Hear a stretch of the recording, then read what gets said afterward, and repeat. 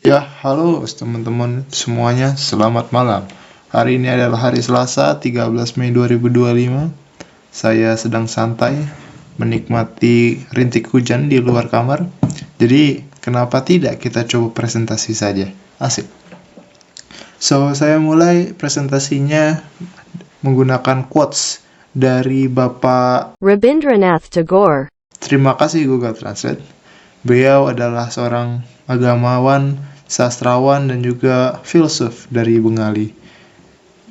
Dia bilang, kamu tak akan pernah bisa untuk menyeberangi lautan jika hanya dengan berdiri dan menatap air tersebut. Wow, ngomong-ngomongin soal air, presentasi kali ini akan banyak terkait dengan air yang bergerak. So, terima kasih Bapak. Rabindranath Tagore. Jadi, presentasi ini ditujukan sebagai salah satu penilaian dari mata kuliah sistem plumbing dan pemadam kebakaran. Kami diminta untuk mengobservasi 4 komponen utama dari sistem plumbing yang berada di bengkel lab tata udara, jurusan refrigerasi dan tata udara. Kita mulai. Presentasi ini terbagi menjadi 4 bagian sesuai 4 komponennya ya. Ada boiler dan air handling unit, hubungannya ya, evaporator dan thermal storage, kondensor dengan cooling tower, dan thermal storage dengan air handling unit. Yang pertama, boiler dan air handling unit.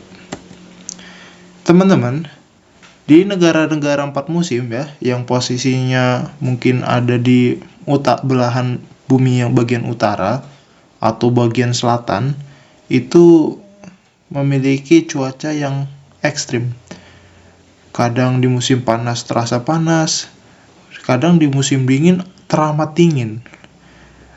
Kalau teman-teman lihat foto di layar ini adalah suatu pemandangan umum yang ada di area perumahan di Ontario, Kanada, di mana saking dinginnya ya, rumah-rumah, jalanan, kendaraan, dan segala yang ada di luar itu ikut membeku. Kalau udah begini, sistem penghangat itu menjadi penting untuk manusia-manusia di Kanada ini bertahan hidup gitu. Jadi, pemanas itu adalah diperlukan untuk sistem tata udara. Mungkin tidak di Indonesia, tapi di negara 4 musim ini sangat diperlukan.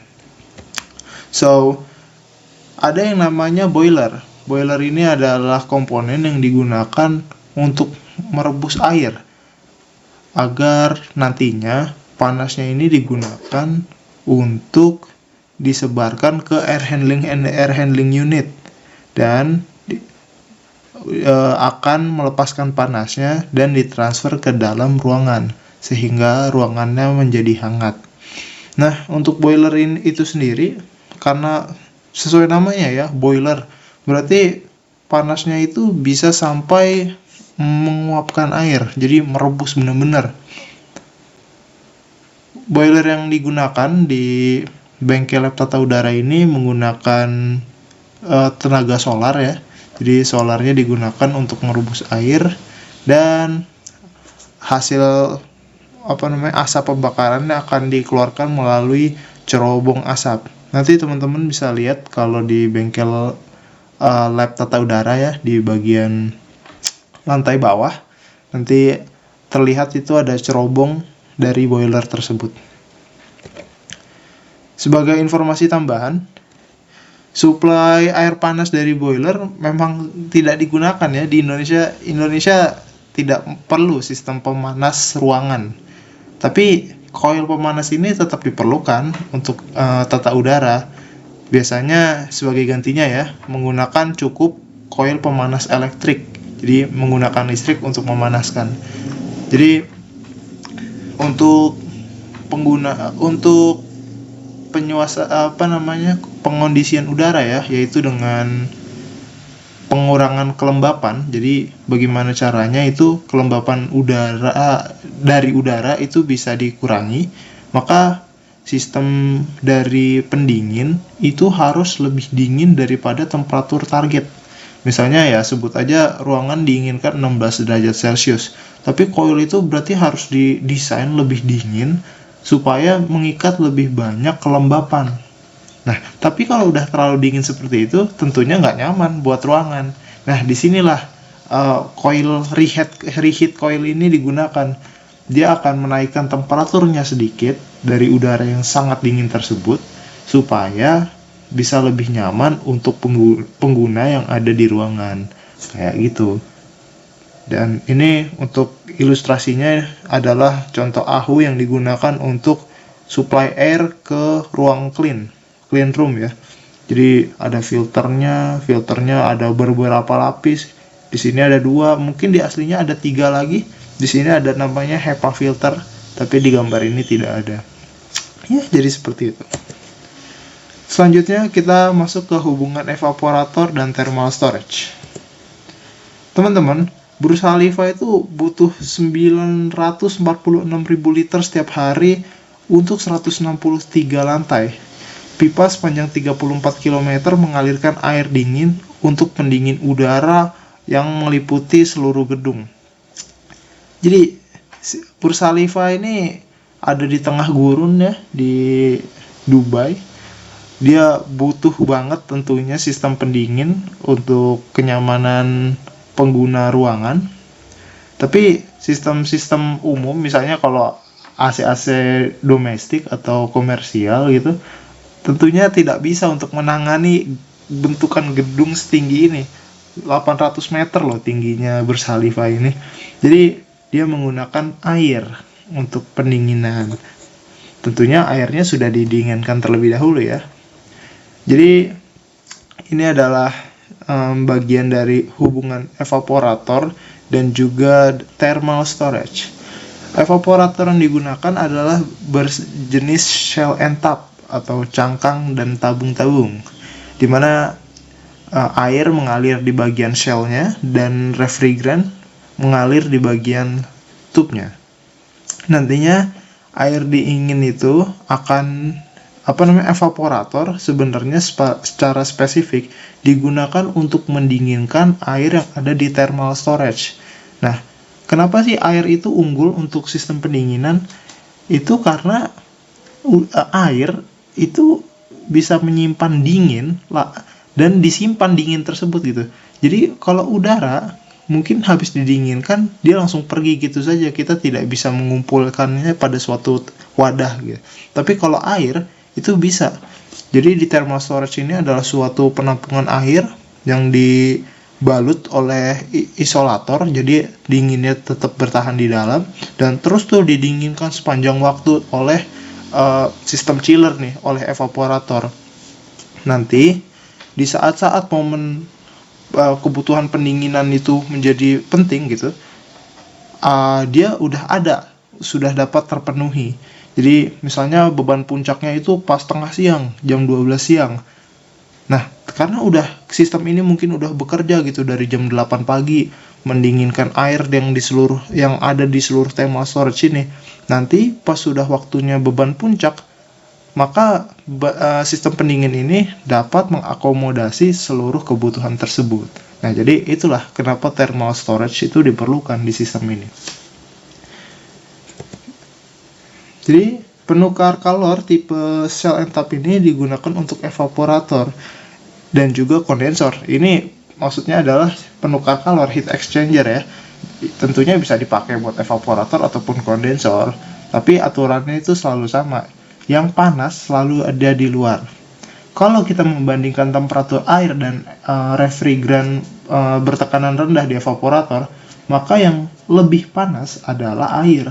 Tapi di kondensor, ketika kita membandingkan temperatur air dan juga refrigeran yang bertekanan tinggi yang panas itu, ya tentunya refrigeran lebih panas. Maka dari itu aturannya adalah yang panas ada di luar. Itu untuk kasus umum yang ada di Indonesia ya. Dengan begitu, panas bisa mengalir, bisa berpindah ya, kedua arah sekaligus. Bisa ke dalam tabung, misalnya tabung di dalam pipa yang lebih dingin, dan juga dari area luar yang lebih dingin juga daripada fluida yang mengalir di dalam shell atau dalam cangkang. Jadi begitu. Kita masuk ke bagian ketiga, kondensor. Teman-teman, ini adalah contoh gambar dari India ya, bagaimana hubungan outdoor unit atau condensing unit itu benar-benar riuh, kalut gitu di sebuah gedung di India. Dan efisiensinya rendah, tampilannya juga sangat buruk dan bahaya juga buat keselamatan gitu. Kita nggak terbayang gitu bagaimana cara merawat sistem yang begini gitu. Bahkan mungkin tukang servisnya aja tidak tahu gitu harus berdiri berpijak di mana karena sangat berantakan. Oleh karena itu di sistem yang lebih besar gitu di gedung-gedung kita menggunakan yang namanya cooling tower. Jadi kondenser yang digunakan ya masih berjenis shell and tap ya karena chiller, dimana air berfungsi untuk mengangkut kalor dari kondensor. Nanti air tersebut didinginkan ya di cooling tower. Setelah airnya dingin, dia akan ditampung dan digunakan kembali untuk mendinginkan kondensor. Jadi siklusnya berputar segitu aja tuh menggunakan pompa sentrifugal. Nanti mengalirnya tuh dia dari sini, dia pergi ke atas, kedorong pompa ya. Kemudian dia jatuh gitu ke bawah, tapi ada aliran udara yang mengalir ke atas. Ini adalah tipenya kontraflow atau aliran berlawanan. Nanti ya ada sedikit-sedikit penguapan, tapi nanti sebagian besar airnya itu akan turun ke wadah sini menuju ke suction header, dihisap oleh pompa dan kembali lagi ke kondensor. Kalau teman-teman lihat mungkin di sini ada yang namanya beberapa perangkat nih, misalnya di sini ini ada check valve. Fungsinya adalah ketika sistem ini mati, maka air yang ada di sini tidak tumpah ke dalam wadah yang posisinya lebih rendah. Jadi check valve itu memastikan bahwa aliran itu hanya mengalir satu arah, yaitu kalau dari pompa sini nih dari discharge ke atas. Dan tidak bisa tuh kalau pompa lagi mati dia mengalir ke bawah. Jadi penting ya check valve di sistem ini. Informasi tambahan, proses penguapan air berperan besar dalam peningkatan kapasitas pelepasan kalor di menara pendingin. Untuk itu dilakukanlah beberapa teknik seperti penyemprotan, perlambatan aliran air, penambahan luas permukaan, dan lainnya ya, agar lebih banyak kontak di antara air dan udara. Jadi proses pelepasan kalor itu secara umum rumusnya adalah Q sama dengan UA delta T. Nah, proses-proses ini tuh digunakan untuk meningkatkan nilai dari U dan juga A. Kalau A itu kan luas permukaan ya. Kalau AU itu biasanya perlambatan aliran air dia. Kalau penyemprotan itu berhubungan dengan duanya sekaligus, jadi U sama A ya. Karena kalau air yang disemprot itu mengakomodasi lebih banyak luas, sehingga juga pelepasan kalornya lebih cepat. Dan juga dia mempermudah air untuk menguap. Penguapan air itu membutuhkan namanya kalor laten. Nah, kalor laten inilah yang juga mampu membantu ya penurunan temperatur dari air panas yang berasal dari kondensor. Jadi begitulah. Kita masuk ke bagian keempat atau yang terakhir, thermal storage dan air handling unit. Ada AC sentral. Kalau tadi kita bahasnya chiller dengan cooling tower ya. Untuk sekarang kita juga punya namanya tipe VRF atau Variable Refrigerant Flow. Dia tuh dinamis, fleksibel, dan efisien. Di mana satu bagian outdoor VRF bisa menangani banyak indoor. Bisa sampai 20 mungkin atau 40 tergantung komponen pembantunya, nanti ada juga ya kalau teman-teman belajar. Walaupun ini sistem bagus, tapi dia tuh punya kelemahan. yaitu VRF itu tidak bisa menghandle wilayah-wilayah yang jauh. Misalnya gedung Wisma BNI 46 nih, yang ada di Jakarta ya. Dia punya 50 lantai dan luas sebesar 87.000 meter persegi. Dan tiap ruangannya itu butuh namanya air conditioning unit. Dia nggak bisa menggunakan VRF. Akan terjadi drop tekanan, entah berapa banyak pipa tembaga yang digunakan, berapa banyak refrigeran yang diperlukan. Dia tidak bisa menggunakan sistem VRF untuk menangani pendinginan di gedung ini. Oleh karena itu kita menggunakan chiller lah. Jadi ada namanya chiller, tadi kita udah bahas. Dia mendinginkan air di thermal storage, dan air dari thermal storage inilah yang digunakan untuk dikirimkan ke ruangan-ruangan menggunakan pompa. Air dinginnya didorong ke air handling unit, nanti air dinginnya menyerap panas dari ruangan dibantu oleh kipas sentrifugal di sini. Lalu air tersebut dibalikan lagi ke thermal storage lewat atas ini. Dan di bagian seperti yang udah kita ketahui sebelumnya gitu, air di thermal storage itu secara kontinu didinginkan oleh chiller. Jadi begitulah kira-kira kinerjanya. Kita akan bahas juga tentang detail-detail komponen pendukung yang ada di sistem plumbing ini. Ada katup tangan, aktuator katup, ada saklar aliran, ada kontrol tekanan, kontrol temperatur, pengukur aliran, termometer, pembaca tekanan, transmitter aliran, pompa sentrifugal, motor induksi, sambungan fleksibel, penyaring, katup satu arah, ada boiler, chiller, thermal storage, air handling unit, dan juga kita punya cooling tower.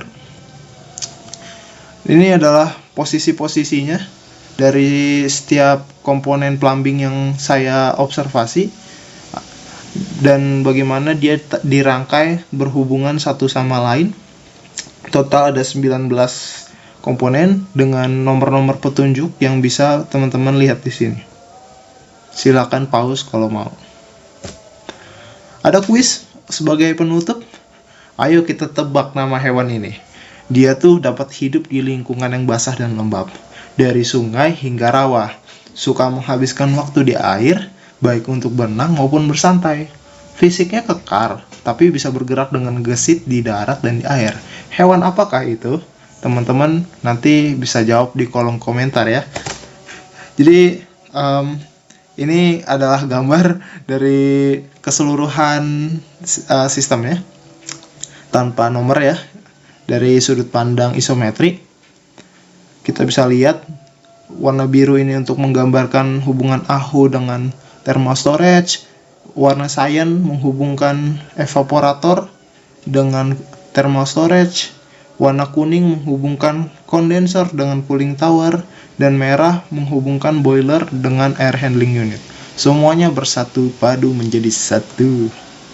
Terima kasih teman-teman sudah menonton. Kalau teman-teman punya pertanyaan terkait plumbing ataupun apa yang sudah dibahas, silahkan ajukan di kolom komentar. Saya ucapkan terima kasih. Wassalamualaikum warahmatullahi wabarakatuh. Tolong editor tambahkan suara Clash Royale.